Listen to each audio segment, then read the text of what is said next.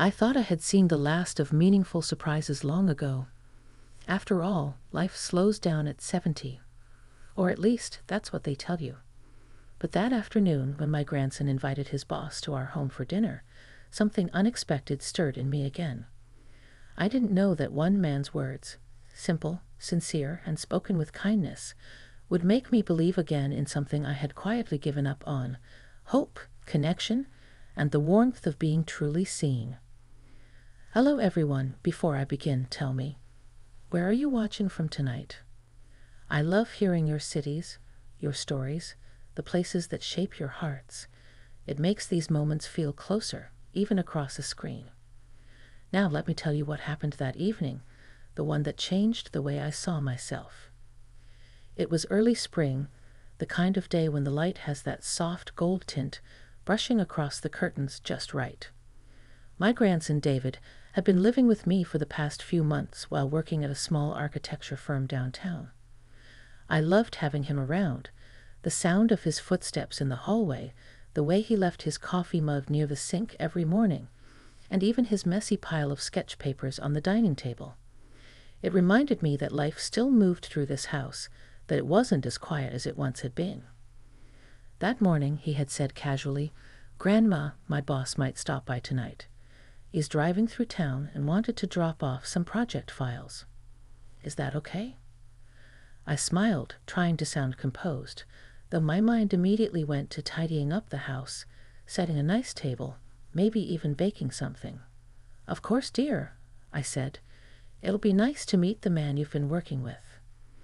By 5 o'clock, the smell of cinnamon apple pie filled the kitchen, and I had changed twice, first into something too formal, then into something too plain.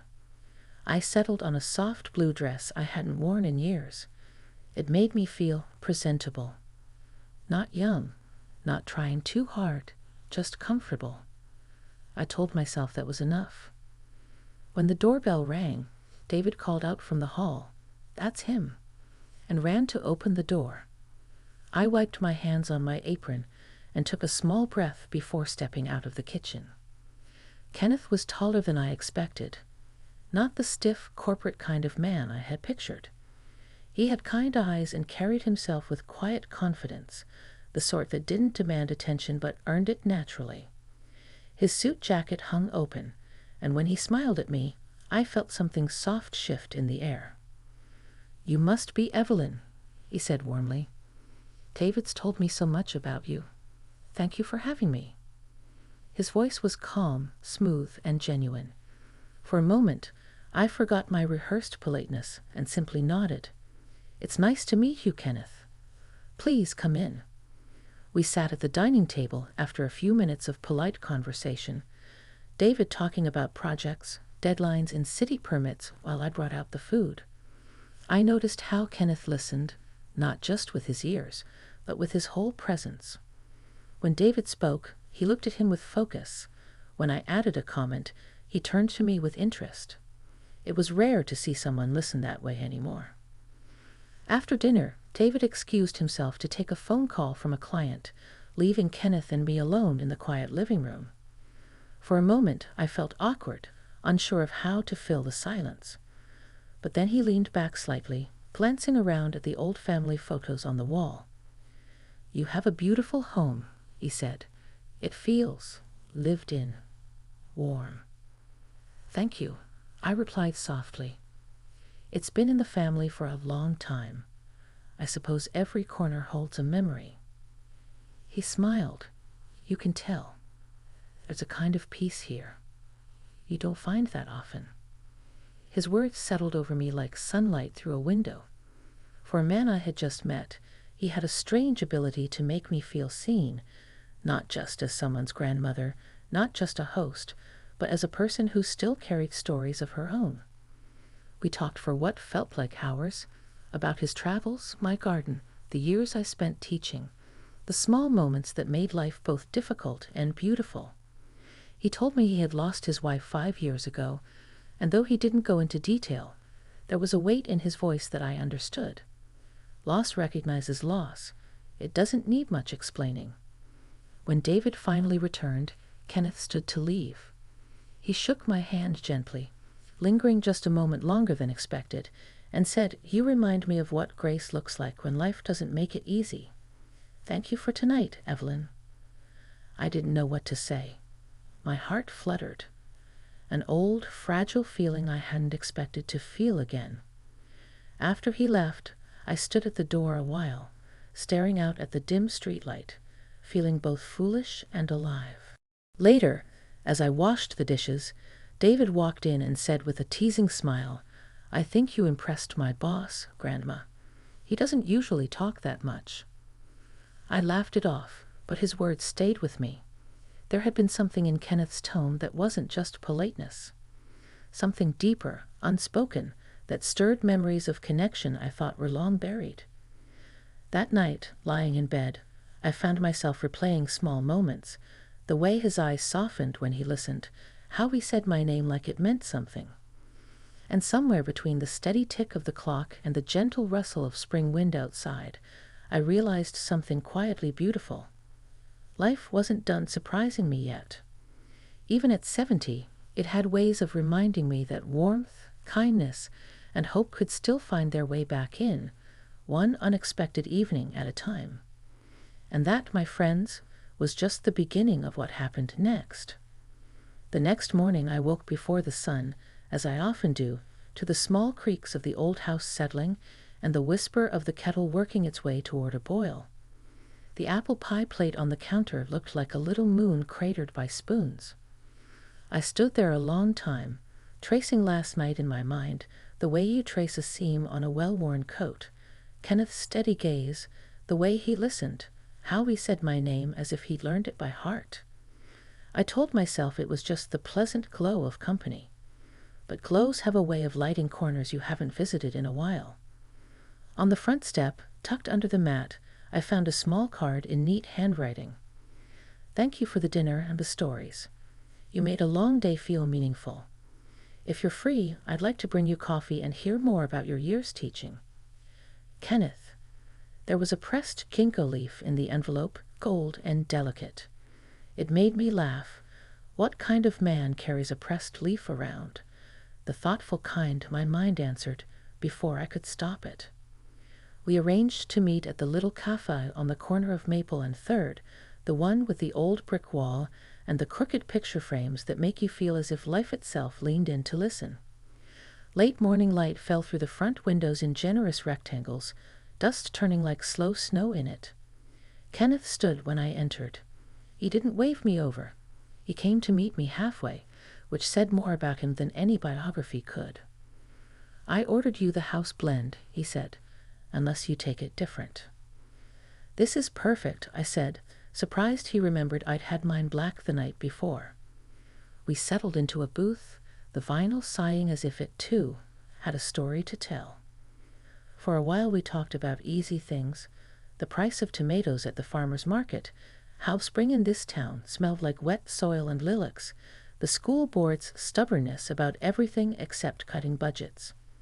He asked questions that were not the usual polite ones.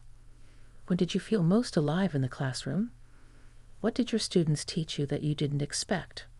His eyes didn't wander when I searched for answers. He let me take the time. After the second cup, he leaned forward slightly, hands wrapped around the warm mug. "Can I tell you why I really wanted to meet again?" I nodded, curious but also aware of a tiny drum in my chest. "We're drawing plans for the old lot by the rail spur. You know the one, the chain link fence, sagging sign that says future home of something nobody can name. Well, the city finally wants a park there. A place that belongs to both kids and older folks. Shade. Raised beds maybe. A walking loop that doesn't punish bad knees. We're trying to design something that feels like the town remembers you even if you can't run anymore." He stopped, looked at me, and not in a way that made me feel collected for a project. In a way that made me feel consulted. "David told me about you. Not just that you were a teacher, but how you used to take them outside to study the way wind changes the shape of a sentence when you recite it. That you ran a pen-pal exchange with veterans at the home. That you had them plant bulbs in the schoolyard so someone else would see the bloom. We need that kind of mind. I was hoping you might advise us. Come to the site. Tell us what we're not seeing." I should have said yes right there. The invitation hit a tuning fork in me I thought had long gone silent. But the years had taught me to be careful walking out on bright ice. "I'm flattered, but I'm not a designer," I said. "I don't know CAD or whatever it is you all use. I'm a retired woman with more stories than solutions." He didn't rush to fill the space. He set his mug down and folded his hands. "Evelyn, the drawings will come. The software will hum. What we don't get from those things is a way of seeing people. You have that. You've built rooms with your attention. We can measure the slope of a ramp.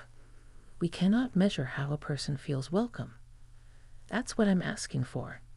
He paused, and then he said it, the sentence that touched a place in me I had boarded up after my husband died, after the last bell rang on my last day in the classroom, after the house turned quiet enough to hear my own doubts. "You are not finished. You are still the person who knows how to open a door and make the air inside kinder. The world needs that. We need you." Something in me loosened. It wasn't dramatic. No sudden flood of tears, no violent swell. More like a tight knot easing one loop at a time until I could breathe all the way down. "Believe again," came a whisper. "Believe that what you are is still asked for." "All right," I said, surprised at how sure my voice sounded. "I'll come to the lot." The day we walked the site, the sky was a blue you could ring like a bell. The lot itself was not promising. A rectangle of compacted dirt, a few stubborn tufts of grass, the old fence casting tired shadows. But if you squinted, you could already feel shade. You could hear a water fountain burbling like a friendly neighbor. You could smell thyme crushed by a careful shoe. I paced it the way I paced my classroom on a first day, imagining where the shy kids would sit, where the sightlines needed cleaning. "Benches under trees, not in the middle of the heat," I said more to myself than anyone. "Half the benches with arms so people can stand more easily. Paths wide enough that a walker and a child's bike can pass without someone feeling scolded by design. A chess table that doesn't require you to have steady hands. And a low fence, not to shut people out, but to give them the sense of a held space. We all need a sense of edges." Kenneth took notes without pretense. He asked if I'd be willing to host a listening circle at the library, older neighbors, caregivers, anyone who wanted to say what comfort looked like to them. I said yes, and then I found myself calling people I hadn't called in years. Mary, who does crosswords in ink. Mr. Alvarez, who walks with his grandson every afternoon. Janet, who pushes her wife's chair 3 blocks daily because routine is its own medicine. We gathered in the library's community room, fluorescent lights kind but honest, and we told simple truths. Sturdy trash cans so raccoons don't redecorate the night. A place to stretch where nobody looks at you like you're auditioning. A bathroom where door handles don't feel like tests. We said laughter belongs next to memory. We said water fountains ought to sing. Kenneth sat in the corner, not leading, just listening, and afterward he helped stack chairs like any other volunteer. When he left, he touched my forearm briefly, a touch that said we're in this together, not I'm in charge. On the walk home, the spring air tasted green and new, like biting the first apple of the season. The weeks became their own rhythm, mornings in my garden, afternoons at the site, evenings writing notes longhand, because there is a way the hand knows the heart's speed. The crew learned my name. "Morning, Miss Evelyn," they'd call, and I'd bring lemonade and tell them about the maples that used to line Oak Street when I was a girl, how you could walk all afternoon in their benediction. They showed me how they stamped the gravel, how the forms went up, how concrete dries like an old argument finally settling. One day a sudden rain visited, the kind that announces itself with a deep inhale. The men ran tarps over the new pour. I was in my old boots and a raincoat the color of a robin's egg. Kenneth appeared beside me with an umbrella big enough to be its own sky. "You'll catch cold," he said. We stood with our shoulders nearly touching, listening to the rain drum its fingers on fabric, the sound intimate without meaning anything it shouldn't.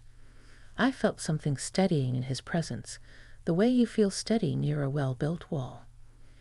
"Do you know why I chose a ginkgo leaf for your note?" he asked. "No," I said, "other than it was very pretty." "They're known for surviving," he said quietly.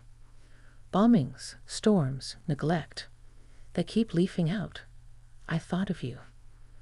I looked at him, the rain a silver veil beyond us, and realized that what felt like admiration was not the thin admiration people sometimes gave older women. How quaint, how strong. It was respect. Respect sits different in the body. It lands and stays. As the park took shape, so did something in me. I began to sleep deeper. I started humming again while folding laundry. I stood up straighter without thinking about it. If grief had been a long winter, this work was thaw. It didn't erase what had been lost. It gave the loss somewhere warm to sit. When the planting day came, the neighborhood turned out as if for a joyful chore. Children carried small shovels like proud tools.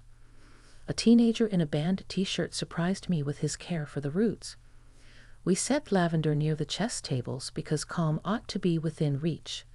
We tucked thyme and rosemary into the raised beds so touch could bring scent as a reward.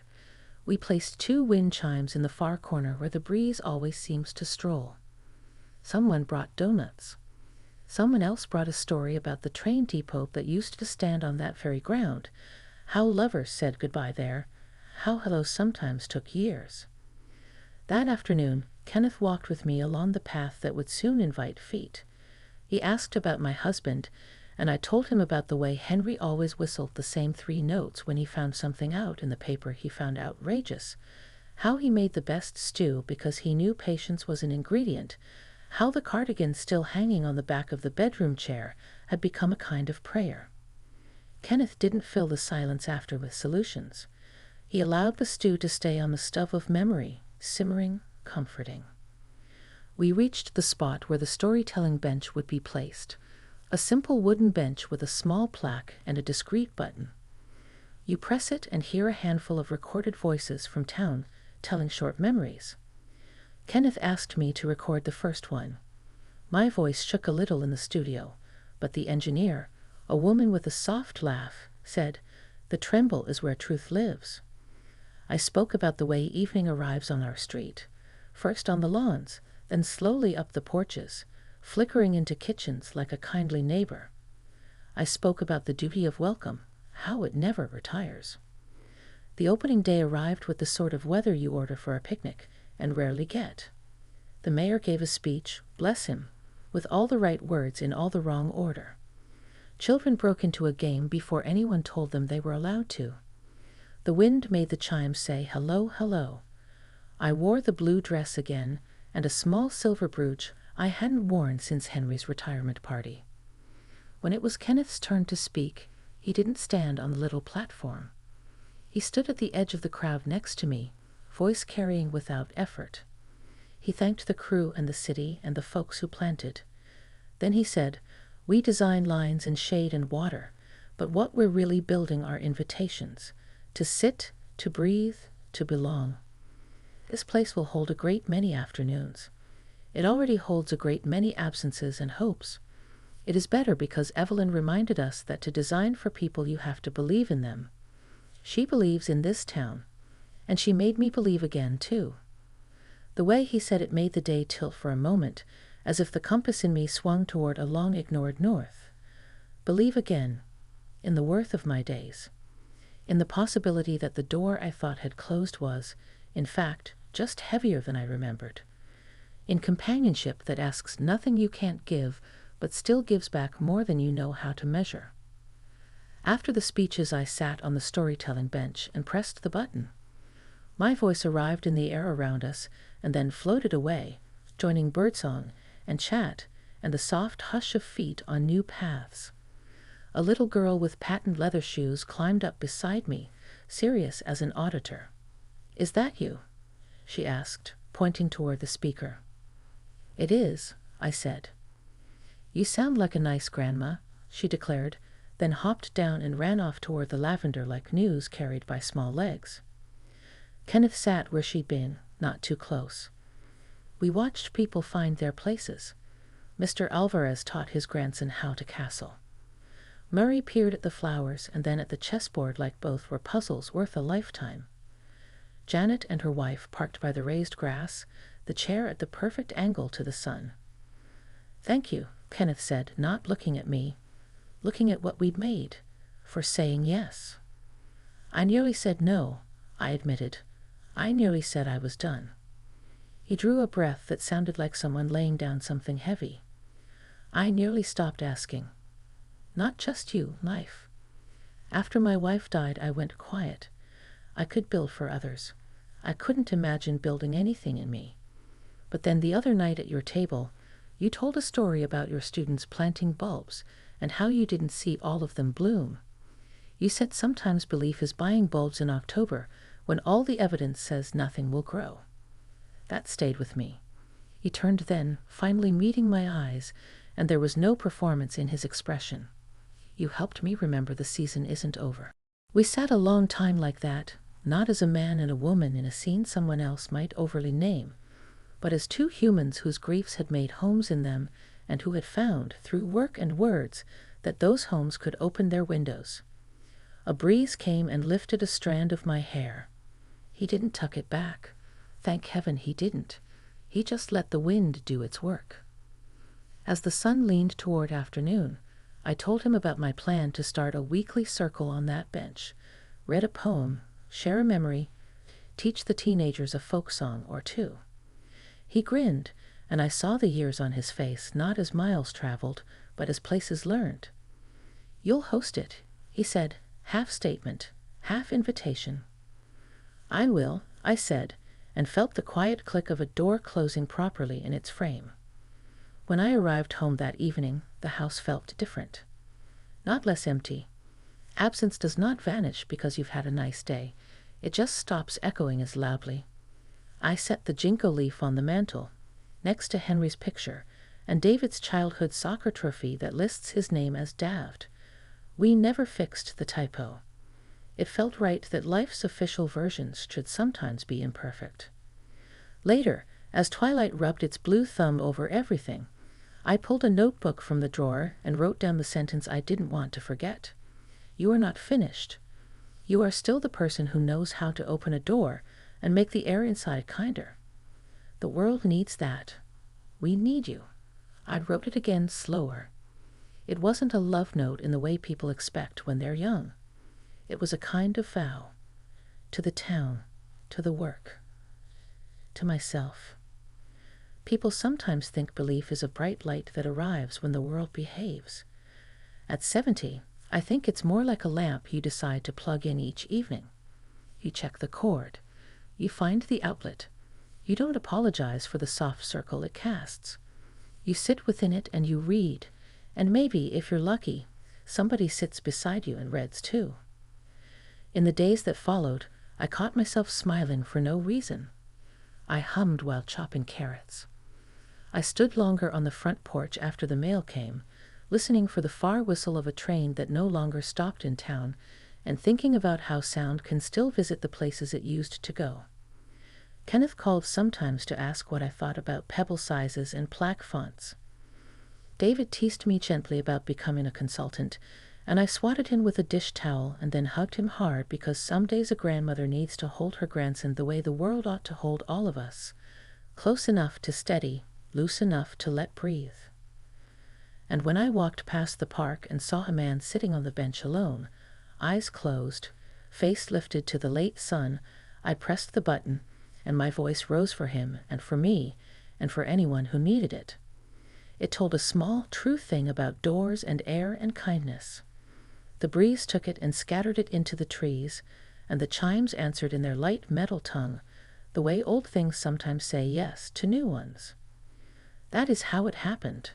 No fireworks. No declarations shouted into busy rooms. Just an invitation, a ginkgo leaf, a sentence like a hand offered as you step across a threshold. And that was enough to make me believe again.